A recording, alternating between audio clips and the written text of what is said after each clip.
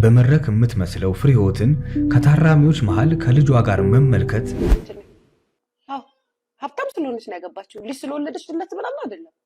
ሀብታም ስለሆነች ዩቲዩብ ስለምትሰራ ራሷን በደንብ ስለምታንቀሳቀስ ልጆቿን በደንብ ስለምታንቀሳቀስ ነው ድጋሚ ባሏን ያገባችው። ወደዳችሁም ጠላችሁም ሴቶች ይሄ ትምህርት ይውላችሁ እንግዲህ።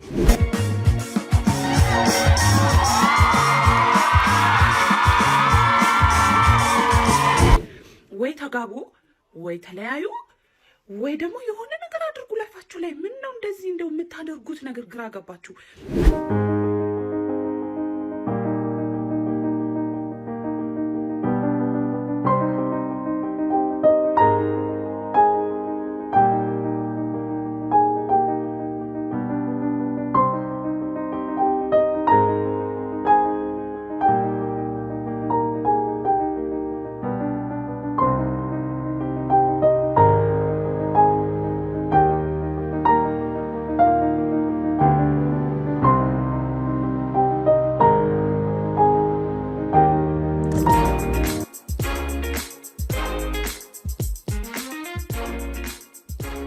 ሰላም ጤና ይስጥልን ውድ የማኪ ቲቪ ፕሮግራም ተከታታዮች እንደምን ከርማችኋል?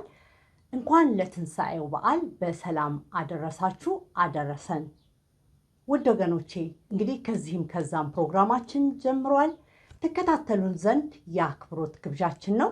ሰብስክራይብ ሳታረጉ ምታዩን ካላችሁ ሰብስክራይብ ታረጉልን ዘንድ እንጠይቃለን። የላይክ ምልክቷን መጫን አትርሱ። እንዲሁም ለብዙ ሰው እንዲደርስ ሼር አድርጉልን።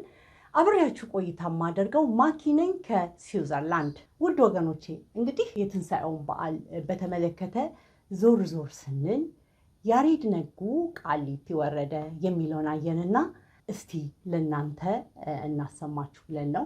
ያሬድ ነጉ ቃሊቲ ወርዶ እስረኞችን ወይም ደግሞ ታራሚዎችን ሰንጋይ ወስዶ አስፈሰጋቸው፣ አበላቸው።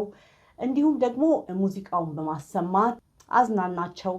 እንግዲህ እኔ የያሬድ ነጉን ስብዕናን ያየሁት ያሬድ ነጉ ጥሩ ስብዕና ያለው ልጅ እንደሆነ ነው ያሳየኝ።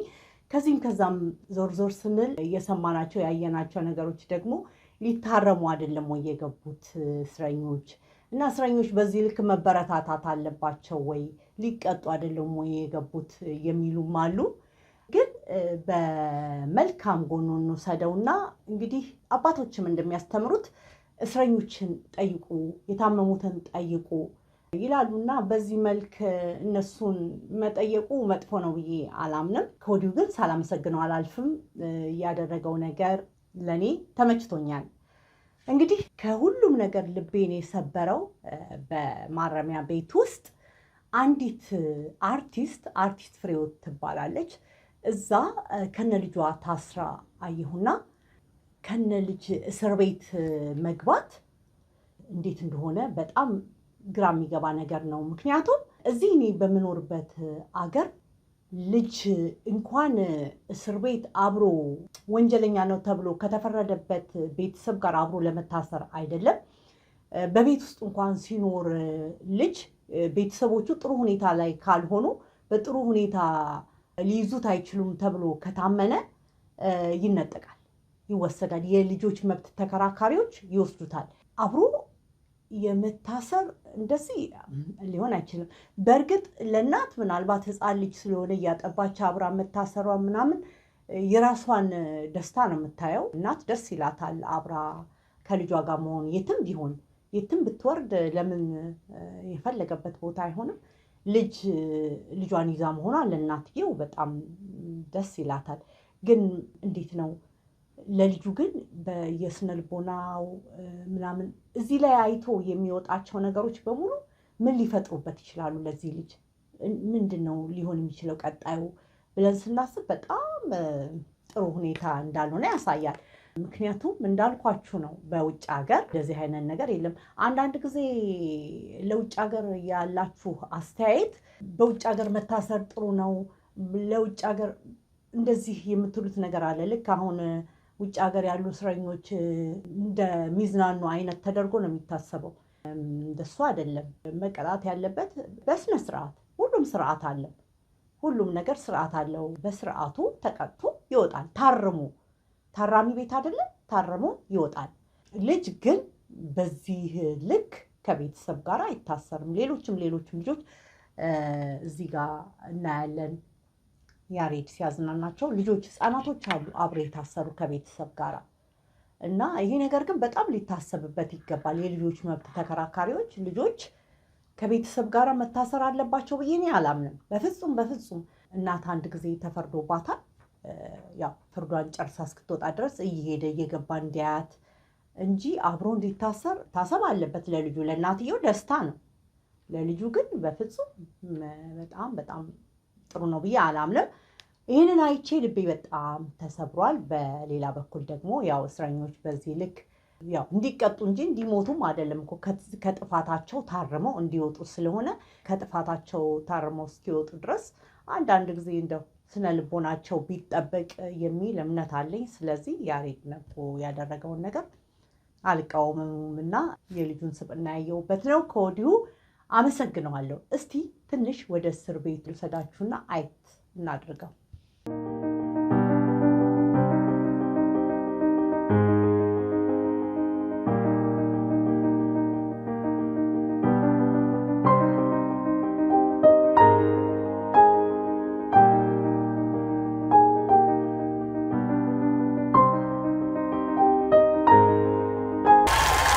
ጊዜ እናሳልፋለን፣ እንጮታለን። ዝግጁ ናችሁ?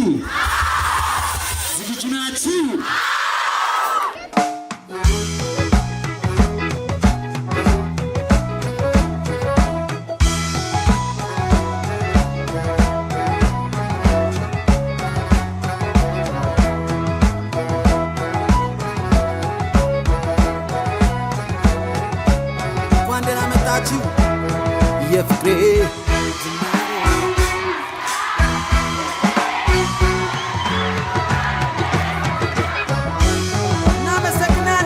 የፍቅሬ ጅማሬ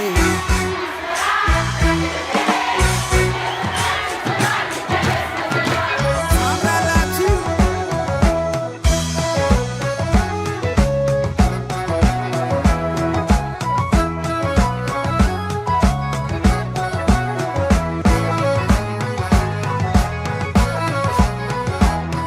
የፍቅሬ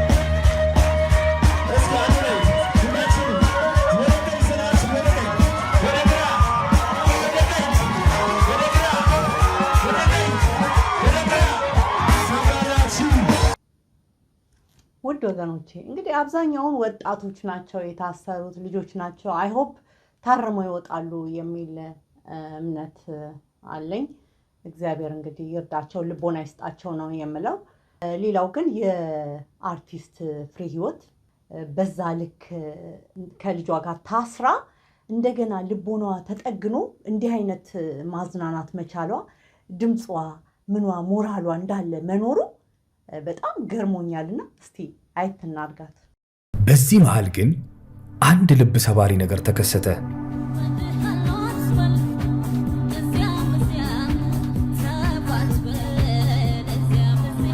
ይህች በሙዚቃ ስራዎቿ ምናቃት ብዙዎቻችን ምንወዳት ፍሬ ህይወት ዛሬ በህይወት አጋጣሚ ማረሚያ ቤት ናት በመድረክ የምትመስለው ፍሬ ህይወትን ከታራሚዎች መሃል ከልጇ ጋር መመልከት ለያሬድም ከባድ ህመም ነበር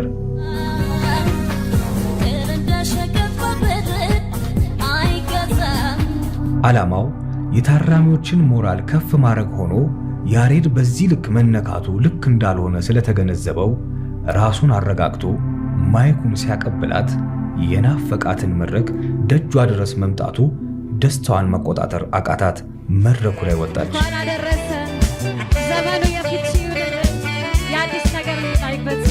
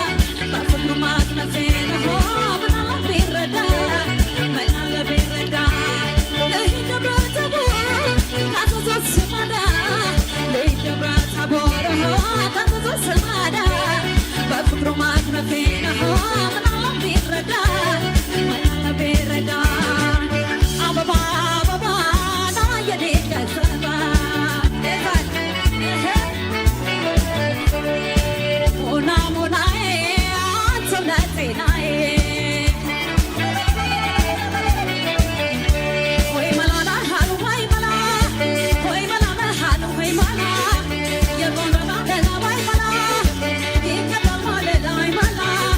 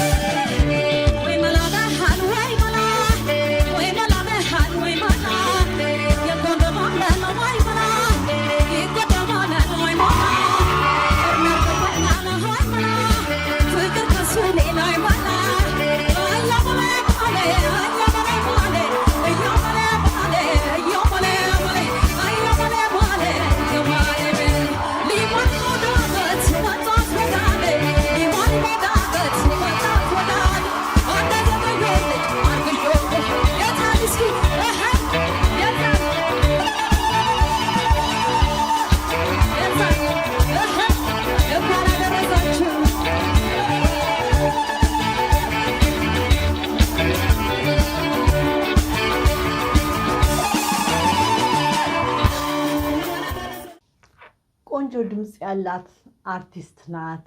ቆንጅዬ ልጅ ናት። እንግዲህ ይቺ አርቲስት ፍሬህይወት ለ13 ዓመት ተፈርዶባታል ተብሏል። ምንድነው ወንጀሉ ብለን ለማጣራት ከዚህም ከዛም ስንል እንግዲህ ያገኘነው ምንድነው አርቲስት ፍሬህይወት አረብ ሀገርም ነበረች። አረብ ሀገር በገንዘብ ሰዎች ተወስድ ነበር። እንደዚህ አንዳንድ ስራዎች ታሰራቸው ነበረ። በዛ ላይ ትንሽ የሰራችው ወንጀል አለ። በገንዘብም በስብዕናም በብዙ መልኩ ያደረገቻቸው ወንጀሎች ስላሉ በዛ ምክንያት ነው 13 ዓመት የተፈረደባት። ወደ ሀገሯ ስትመጣ ጠብቀው ከሰዋት ነው 13 ዓመት ያስፈረዱባት ይባላል። እንግዲህ ታርማ ተስተካክላ በስራዋ ተጸጽታ ጥሩ ታራሚ ሆና ትወጣለች የሚል እምነት አለን። ያው ግን ለተመልካች ልብ ይሰብራል። ይዛ ስትዘፍን ማየት፣ በታራሚ ቤት ልጅ ማየት ራሱ ያሳዝናል። እንግዲህ እግዚአብሔር አምላክ ልቦና ይስጣቸው ለታሳሪዎች። እንግዲህ ለአንድ ቀንም ቢሆን በዚህ መልኩ ያሬድ ነጉ ፈታ አድርጓቸዋል። እንግዲህ ደግሞ በጸሎትና በትምህርት እንዲሁ ገብቶ የሚያስተምራቸው ነገር ቢኖር ከነገራቸው በሙሉ ታርመው አምላካቸውን ፈርተው የሚወጡበት መልክ ደግሞ እንዲኖር እንግዲህ እናስባለን፣ እንመኛለን። እንግዲህ መልካም በዓል ይሁንላቸው ነው የምንለው። ከወዲሁ ደግሞ ያሬድ ነጉን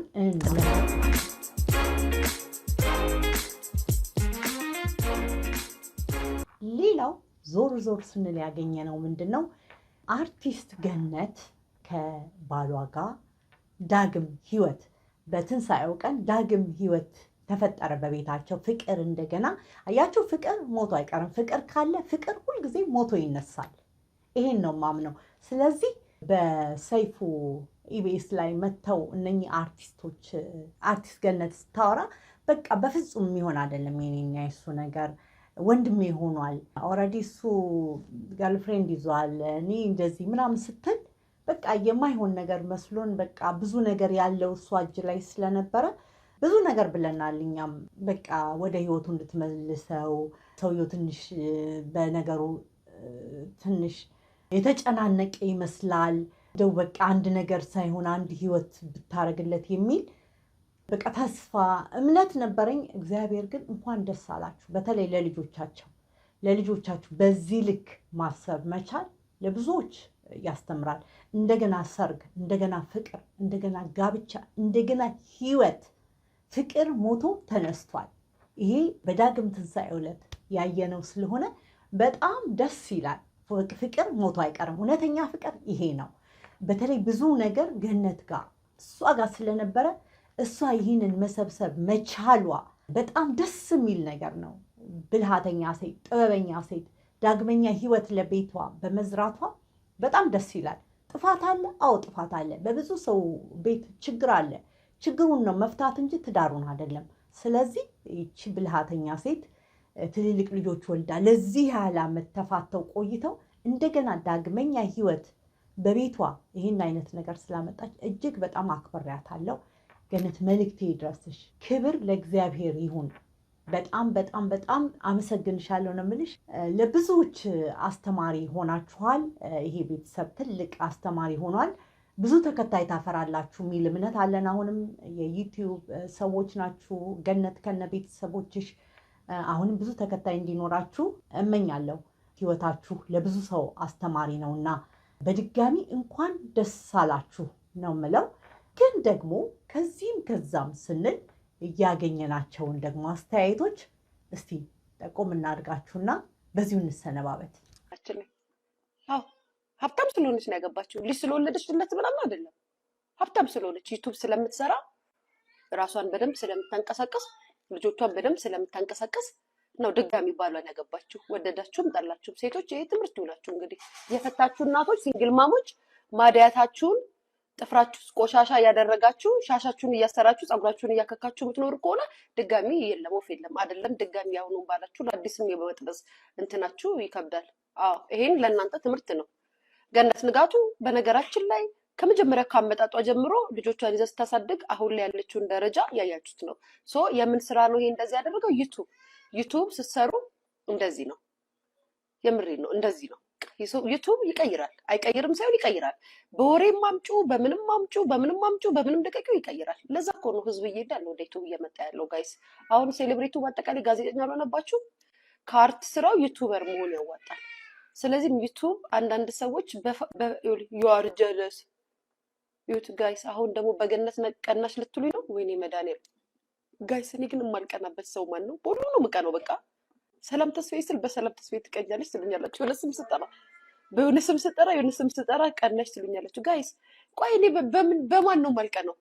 በሁሉም ነው የምቀናው። ኧረ አንዳንዴ እንኳን አትቀኝም በሉ የሀገሬ ልጅ። አንዳንዴ እንኳን አትቀኝም ሊያሾው በሉ። እንደው ለአፋችሁም ለምናችሁ ይክበዳችሁ እንዴ። ግን አይ ቁም ነገር ግን የሀገሬ ልጅ ገኒ ኮንግራ ብያለሁ። ባይ ዘ ዌይ ገኒዬ ኮንግራ፣ እንኳን ደስ አለሽ። በጣም ደስ ብሎኛል በስኬትሽ፣ በራስሽ ጥረት እጅ ስላልሰጠሽ፣ እጅ ስላልወደድሽ። ወይ ተጋቡ ወይ ተለያዩ ወይ ደግሞ የሆነ ነገር አድርጉ ላይፋችሁ ላይ። ምን ነው እንደዚህ እንደው የምታደርጉት ነገር ግራ ገባችሁ።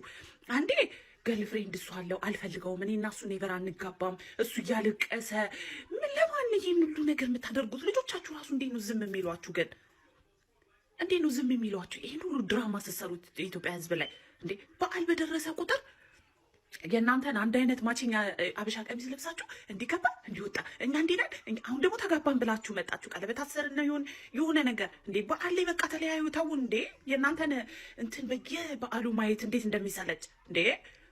ልክ እናንተ እኮ ክሪስማስ ገና ይምጣ የእናንተ አበሻ ቀሚስ ለብሶ አንድ ላይ ተፋተናል ተለያይተናል እንትና ማነው ሰይፉ ጋር ትሄዳላችሁ። አንዴ ደግሞ ጭራሽ በአሁኑ ደግሞ ሆቴል ሁሉ ተከራይታችሁ ህዝብ ጠርታችሁ አብረነን ደግሞ አላችሁ።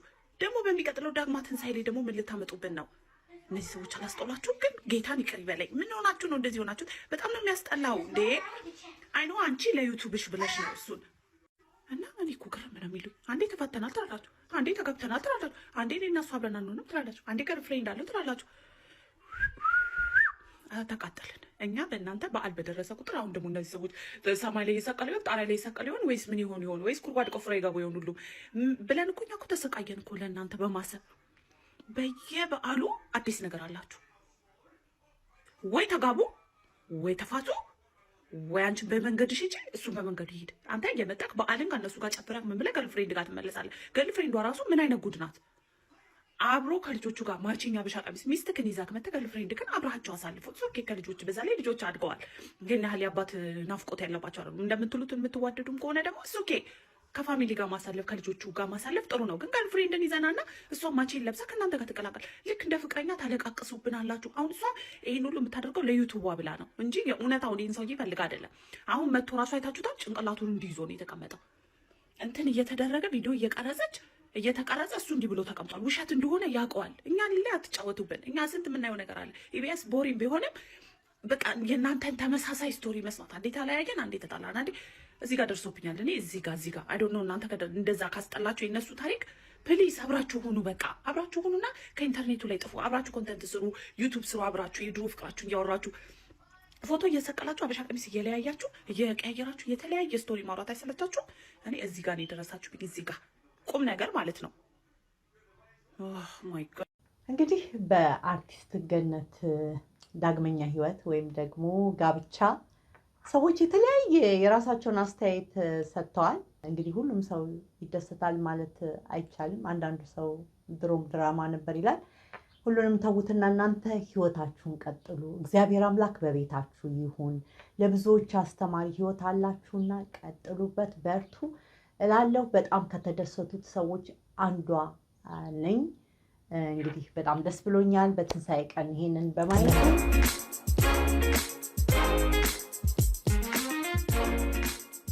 ውድ የማኪ ቲቪ ፕሮግራም ተከታታዮች እንግዲህ በዚህ ህይወት እናንተም እንደተደሰታችሁ አምናለሁ። እንግዲህ በተመሳሳይ ፕሮግራም እስክንገናኝ ድረስ ቸር ቆዩልን። ጤና